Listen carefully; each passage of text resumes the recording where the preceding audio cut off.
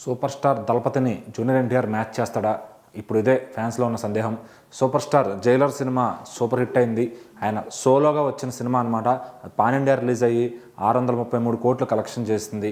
అలాగే విజయ్ నటించిన Leo cinema 605 కోట్లు వరల్డ్ వైడ్గా కలెక్ట్ చేసింది.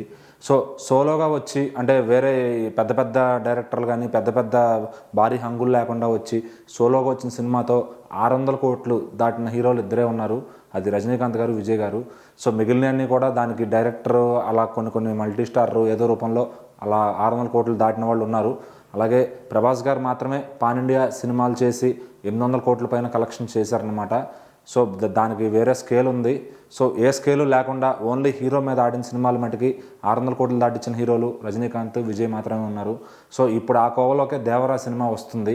ఎన్టీఆర్ గారు పెద్దగా ఏమీ పెద్ద డైరెక్టర్ ఏం లేకుండా నార్మల్గా హిట్లు కొట్టిన కొట్టాల శివ గారితో, ఆయన తెలుగులో మాత్రమే తెలుసు, బయట ఎక్కడా తెలియదు. సో అలాంటి డైరెక్టర్తో వచ్చి ఆయన సోలోగా వచ్చిన సినిమా దేవరా. సో ఈ సినిమా ఇప్పటికే దాదాపుగా 400 కోట్లు కలెక్ట్ చేసింది. సో ఈ గాంధీ జయంతి ప్లస్ దసరా ఈ హాలిడేస్ కూడా కలిసి వస్తున్నాయి అన్నమాట సినిమాకి. సో మరి ఇదంతా కలుపుకొని దగ్గర 600 కోట్లు దాటుతాడని ట్రేడ్ అంచనాలు వేస్తున్నారు.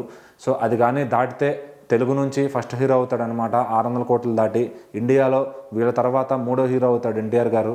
సో మరి 600 కోట్లు దాటుతాడా లేదా అనేది ఇప్పుడు అటు ఫ్యాన్స్తో పాటు అందరూ సినిమా ట్రేడ్ వర్గాలు కూడా ఎదురు చూస్తున్నాయి అనమాట. సో 600 కోట్లు సోలోగా కొట్టాడు అంటే కనుక ఇది నిజంగా ఒక బాక్స్ ఆఫీస్ కింగ్ అనే చెప్పచ్చు. సో మరి 400 కోట్ల దాకా వచ్చినట్టుకి ఇంకో 200 కోట్లు పుల్ చేయడం పెద్ద పని కాదు. ఎందుకంటే ఇప్పుడు హిందీలో కొంచెం ఇప్పుడిప్పుడే పెరుగుతుందన్నమాట దానికి సంఖ్య. సో ఈ వీకెండ్ ఉంది, ప్లస్ అలాగే దసరా ఫెస్టివల్ కూడా అక్కడ వర్కౌట్ అయ్యే ఛాన్స్ ఉంది సినిమా లేకపోవడంతో. సో మరి ఈజీగా 600 కోట్లు అయితే దేవరా టచ్ చేస్తుందని నమ్ముతున్నారు.